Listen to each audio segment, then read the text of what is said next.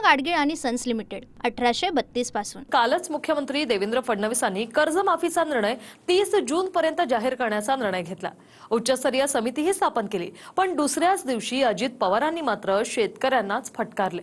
सारखंच फुकट सतत कर्जमाफी द्यायची का, असे खडेबोल अजित पवारांनी आधीच सुनावलेत। आधीच हतबल असलेल्या शेतकऱ्यांना सुनावलेले आहेत। आता पाहूया हा रिपोर्ट।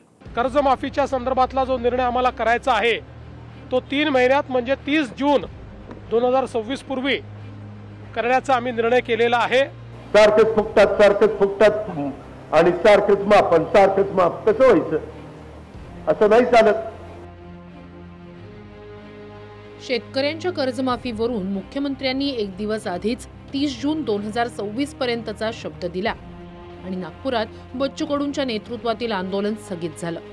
पण पुढच्या काही तासातच अर्थमंत्री आणि उपमुख्यमंत्री अजित पवार यांनी कर्ज फेडायची सवय लावा असं म्हणत शेतकऱ्यांनाच फटकारलं। सारखंच फुकटात आणि सतत कर्जमाफ करून कसं चालणार असं अजित पवार म्हणाले। 0% व्याजाने पैसे दिल्यावर वेळच्या वेळेला पैसे फेडायची सवय लावा ना।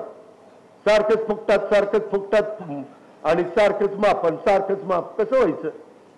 कर्जमाफीच्या बद्दल त्याच्यात उगीच कर्जमाफी सगळी होणार त्याच्या 30 जून 2026 ह्यावेळेस आम्ही ते ठरवणार, कारण नवीन वर्ष सुरू झाल्यानंतर, कारण यंदा एकदम खूप मोठा भार पडलेला आहे सरकारवर उशिरापर्यंत बसून, त्यामध्ये आम्ही आता जाहीरनाम्यात दिलेला असल्यामुळं, परंतु हे सारखं होणार नाही। पैसे आर्थिक शिस्त तुम्ही पण लावा।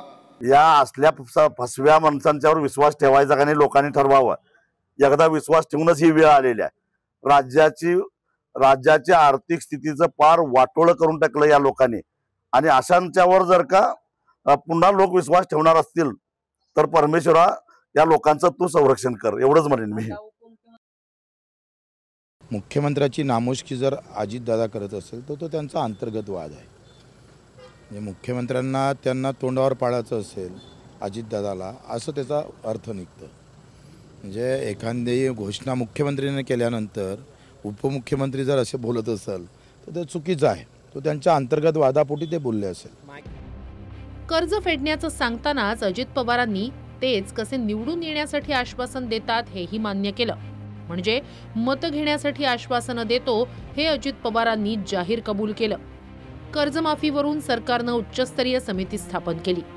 एप्रिलच्या पहिल्या आठवड्यात अहवाल येईल आणि त्यानंतर 30 जून पर्यंत कर्जमाफीचा निर्णय घेऊ असं मुख्यमंत्र्यांनी जाहीर केलं। बच्चू कडू आणि शेतकरी नेत्यांसोबत झालेल्या बैठकीत अजित पवारही उपस्थित होते, पण दुसऱ्याच दिवशी कर्जमाफीवरून अजित पवार शेतकऱ्यांवरच भडकले।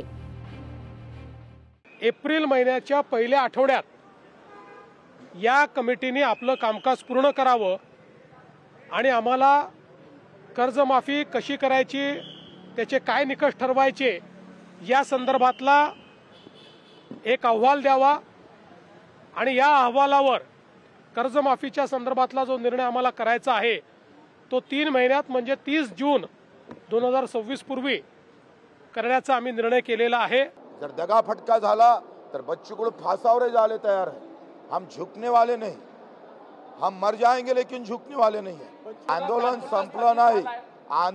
संपलं नाही जेथपर्यंत कर्जाचा हप्ता पैसा बँकेत जात नाही तोपर्यंत आंदोलन संपणार नाही।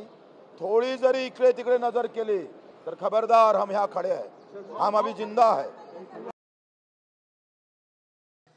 महाकसम ज्या बहिणीनं आम्हाला हे बंधन बांधलं ना, हे हरित क्रांतीचं प्रतीक आहे। योगायोगानं ही हिरवा आहे। तिच्या साडीचा पदर फाळून आम्हाला हे बंधन बांधलेलं आहे। वो अभी हरा दिखेगा। और 31 जून 2030 तक अगर कर्ज माफी नहीं होती है 26 तक, तो ये लाल भी हो सकता है, रक्त रंजित भी हो सकता है। आर पार करू लढायला काही आम्हाला ट्रेनिंग घ्यायला लागत, आंदोलन करायला ट्रेनिंग घ्यायला लागते। तर इकडे उद्धव ठाकरे यांनी मुख्यमंत्र्यांना पत्र लिहिले। शेतकऱ्यांना न झुलवता तात्काळ कर्जमुक्ती करा अशी मागणी करत ठाकरेंनी फडणवीसांना 5 सवाल केले आहेत। शेतकऱ्यांची दैन्यावस्था समोर दिसत असताना तुमची परदेशी समिती नेमका कसला अभ्यास करून अहवाल देणार? पुढच्या वर्षी जूनमध्ये खरंच कर्जमाफी होणार असेल तर आत्ताच्या कर्जाचे हप्ते भरायचे का? पुढच्या वर्षी जूनच्या कर्जमाफीत हे हप्ते माफ होणार असतील तर ते का भरायचे? कर्जाचे हप्ते न भरता शेतकऱ्यांना रब्बीसाठी कर्ज मिळणार आहे का? जर नव्यानं कर्ज मिळणार असेल तर ते देखील माफ होणार आहे का? कर्जमाफी वायदा मुख्यमंत्र्यांनी केला होता, त्यानुसार समिती स्थापन करून फडणवीसांनी हालचाली सुरू केल्या. पण त्याच वेळी अजित पवार आपल्या बोलण्यानं आधीच अतिवृष्टीमुळे हवालदिल झालेल्या शेतकऱ्यांच्या जखमेवरची खपली काढण्याचं काम करत आहेत. कारण पीक पाणी चांगलं झालं असतं आणि निसर्गानं साथ दिली असती तर कर्जमाफीची अपेक्षा शेतकऱ्यांनी केली नसती. बारामतीहून दीपक कापरेसह स्वप्नील उमप, TV9 मराठी, नागपूर.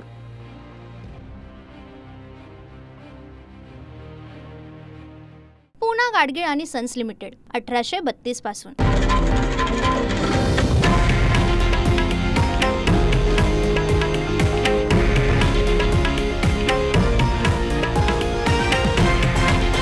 हे आहे देशातील नंबर 1 न्यूज नेटवर्क आणि आपण पाहत आहात TV9 मराठी, एकमेव.